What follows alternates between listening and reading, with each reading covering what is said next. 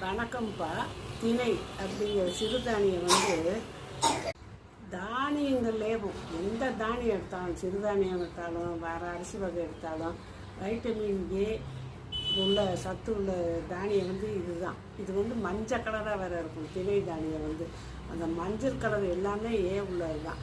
இதை கர்ப்பிணி பெண்கள் சாப்பிட்லாம். பாலூட்டும் தாய்மார்களுக்கு சாப்பிட்டாங்கன்னா அவங்களுக்கு நல்லா பால் வரும். சர்க்கரைக்காரவங்க பிபிக்காரவங்கெல்லாம் சாப்பிட்டாங்கன்னா அவங்களுக்கு அந்த கண்ட்ரோல் ஆகும் அந்த பிரச்சனை.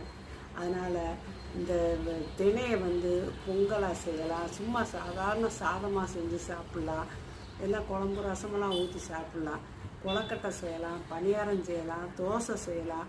இப்படியெல்லாம் செஞ்சு விதவிதமாக நீங்கள் திணையை அடிக்கடி சேர்த்துக்கலாம். ஆனால் தினை சூடு, இந்த குளிர்காலம் மழை காலத்தில் சேர்த்துக்கங்க. வாரத்தில் எப்படி ஒரு நாளாவது நீங்கள் சேர்த்துக்கிறது நல்லது.